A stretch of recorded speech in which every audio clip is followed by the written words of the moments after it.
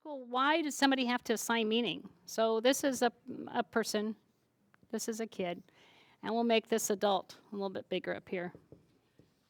Okay. All right. So this kid does something. Maybe he says binky. Okay. And this person says, oh yeah, put your binky on the table. Okay. And the kid walks away. The kid just turns around, walks away. Doesn't put the binky on the table. So then the mom comes, follows him, and says, no, I want you to pick up your binky. So she reaches down, she picks up the binky off the floor. She goes over, puts it in the kid's hand, and says, I want you to put it here on the table so that it doesn't get dirty.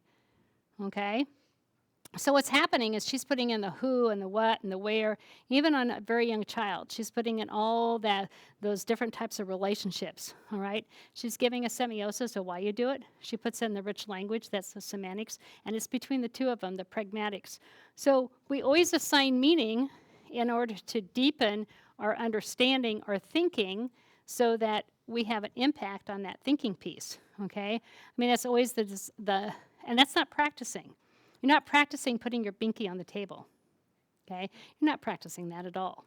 Now, I do have parents that I've tried to explain this to who actually do practice with their kids, okay? And they often come from teaching and education background, and so they think practice makes perfect, and they will in fact have a kid go over and put it on the table. Then they'll go and drop it and have the kid practice picking it up again. They'll drop it and have the kid practice picking it up again.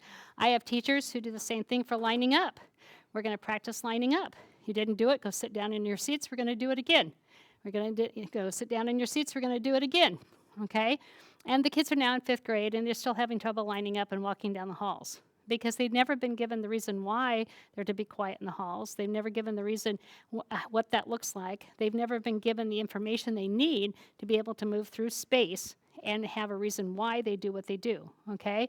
So with assigning meaning, we always assign meaning to raise the thinking, see? And that's not practicing, okay? Practicing is where you do something and you've done it again and again and again. The place where practice works the best is in habituated memory. Habituated memory is muscle memory often. And so once I figured out, well, this is how I swing my golf club, okay, then I want to practice swinging my golf club that way. What's interesting is that I can habituate the wrong pattern if I don't intervene with my own language and say, you know what, I got my elbow bent, or no, my feet are not at the right stance, or no, I need to bend my knees. Whatever it is, if I'm not using language to give myself feedback while I'm practicing that swing, I can learn how to do that swing in that golf club the wrong way, see? So that assigning meaning, it can come internally with us as adults, it comes externally with adults to kids. And the idea is this sets the limits and the boundaries. It helps raise my thinking. But when I'm doing worksheets, and I don't know what to put in that slot except to look at my neighbors and see what they're doing and put in what they're doing, there is no feedback. When I get on my devices, there is no feedback from the device, from the computer.